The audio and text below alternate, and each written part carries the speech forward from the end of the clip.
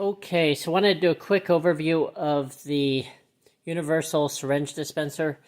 Basically, you can use any type of syringe for this application, and what it does is kind of automate the syringe for you. What we do is we use a lot of our matrix bottle filler parts. So we use like our nozzle holders here, and what we do is we drill out these plates to the diameter of whatever syringe you're using. And then we just use collars to lock it in place. And then on top of that, we have the stop here. And basically, if your syringe doesn't have a spring on it, we then put a lock up here so that way it can also have pull-up action and down.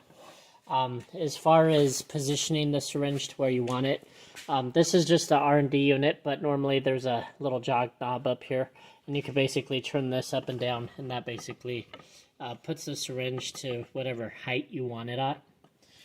Basically, it's a super simple frame that is pretty robust. We use it on a lot of our stationary bottle fillers. Basically, they're super light, mobile. You can put them wherever you want. Basically, you would...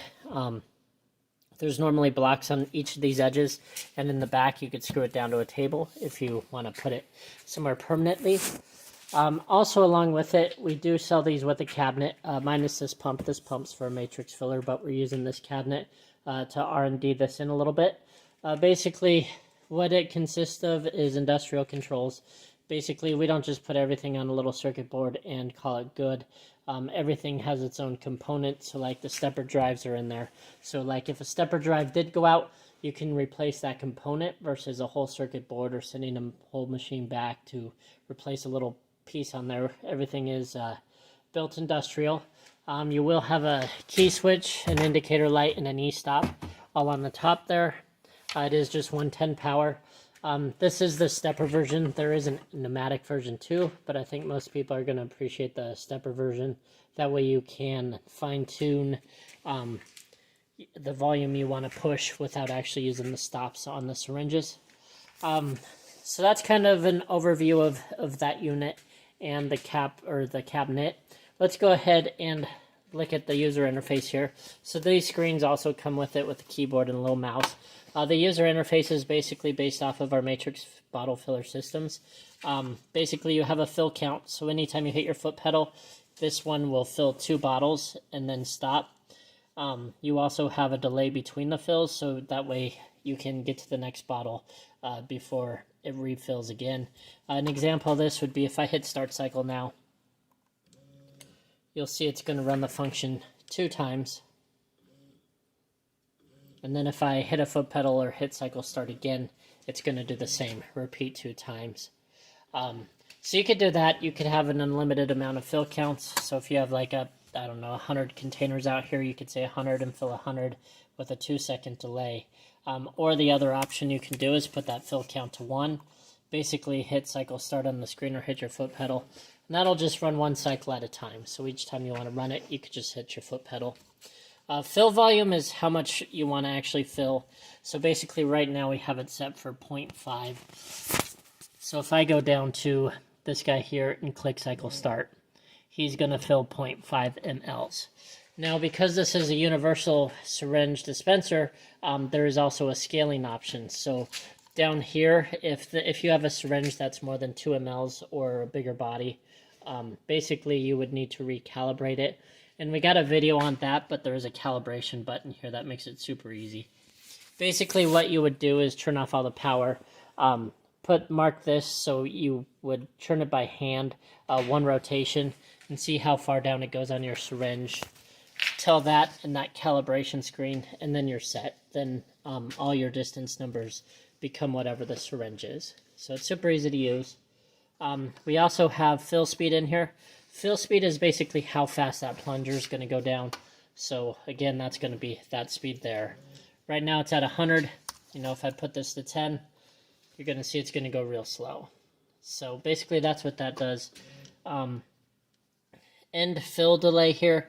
Basically what that's going to do is when I hit start cycle here, basically at the bottom here, it's going to stop for a second before it plunges back up. Let me show you again. If I hit cycle start, it stops there for a second. Now, say I put that to 0. What that's going to do is basically plunge down and plunge up real quick.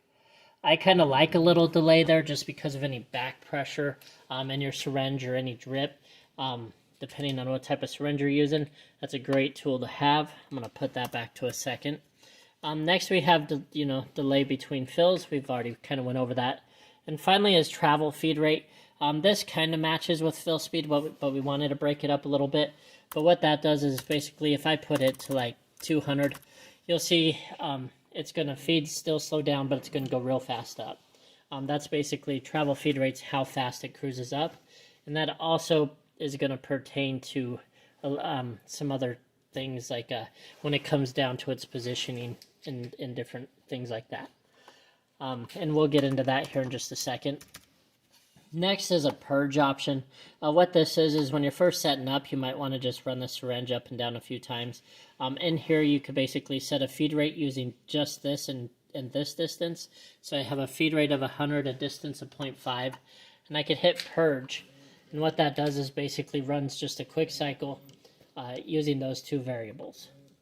So that way you can kind of purge the line, make sure everything's good to go, everything's working correctly. Next is Z plus and Z minus.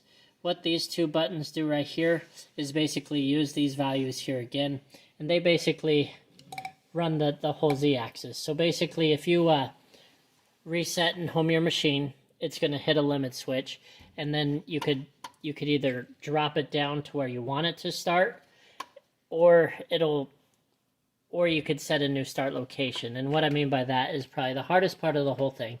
After it's set up and hits its home location, you need to tell it where the top of your plunger is. And to do that, basically, you would go to your feed rate, type in whatever you want, and a distance. I'm just going to put that to 1 and hit the Z minus button. Basically go down to till I got a little plunge. And now what I'm going to do is basically put it to 0.1 here and plunge it a little bit further. And you can see it moving, and what I'm going to do is kind of line it up with that 0.5 ml line there. And you could make those increments a little smaller, so I could even go like 0.01 and keep going down here. Get it right where I want to start. And then I could just configure the start location. So I could hit start location 1, hit set. And then down here, this green button, that basically saves with any program. So basically, if you're using two different types of syringes, you could have configure start location 1 before a syringe by BD. And then start location 2 be a syringe by Cart Farm, something like that. So it's kind of a cool option to have. And then all these variables you could save. So I could hit save as G-code, hit, replace that one. And then when I start up in the morning, I could just reload those variables. So it's pretty slick little system. You can also, if you're running a bunch of cycles here and something's going crazy, you can also just hit this pause button, and it's going to basically pause the machine where it stands. You could unpause it, stuff like that. You also have a little fill count here. So basically, if you do have a fill count greater than a minute, basically, it'll tell you how many bottles or fills you're doing per hour. It'll also tell you how much you have done. So we've done 24.